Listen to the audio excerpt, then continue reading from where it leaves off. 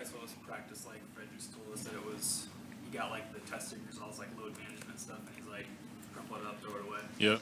It's been 3 of our hardest days, 3 of our highest load days, and 3 of our most physical days. Leading into these next few games and just for the rest of the season, our physicality has to pick up, and I feel like that's the reason we've been dropping a few games. Just our physicality hasn't been there, and teams have been kind of punking us.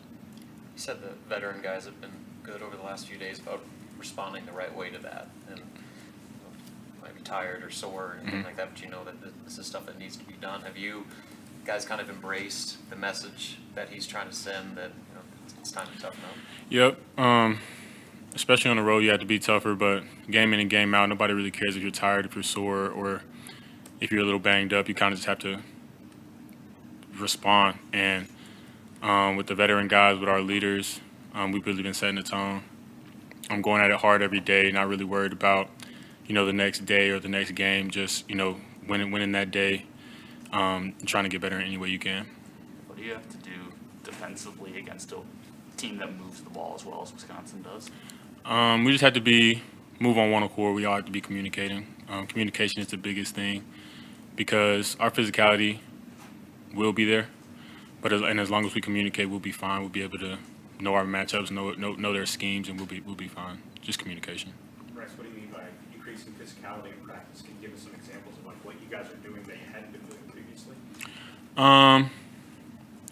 As the season goes on, and you get into the latter part of the regular season, the conference games, practices usually start to become less physical, more so just fine-tuning things. But here we've been having a preseason practice where we get after it. We'll do box-out drills and we'll be physical. We'll be getting up and down. So that's what these past few days have been like. Coach has talked a lot about just the noise that comes with both the highs and the lows. You've seen it when things are going well. Now that times are getting a little tough, how do you block out things that are being said, social media, the media, and all that sort of stuff? How do you compartmentalize just focusing on the task at hand and not getting caught up in that? Me personally, I don't feel like you should ever listen to the outside noise because they're not the outside noise. Those people aren't in the gym with us every day working out, practicing, and they're definitely not with us through the hard days. So you can't really ever let that in. When you do, that's when bad things happen.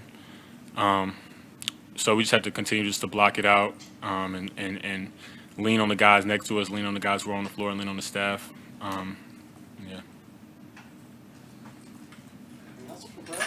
Yeah, just how have you seen CJ, since you got here, develop into the player that he's become this year?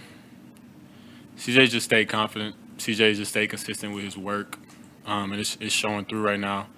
And he's making a name for himself. I mean, he's shooting 43% from the 3. And he just has a consistent voice. CJ shows up every day. It doesn't matter if he's tired. It doesn't matter how his body's feeling or if he just had a bad game before. He shows up the same way every day, same approach, same voice. And he's just reaping the fruits of his labor. How have you seen him develop into that off-court leader? Just not being afraid to be heard, not being afraid to let his voice be heard. That's the biggest thing. I feel like that's the most uncomfortable thing for anybody who wants to be a leader. Saying what's not popular, saying what needs to be heard isn't always easy. But CJ just always has that consistent voice, and that's the biggest thing that I've seen. Brice, what do you think about getting to play the Big Ten leading team at home in front of will probably be a pretty charged up crowd? You always feel more comfortable at home, but I feel like we're all heading tomorrow just ready to set the tone.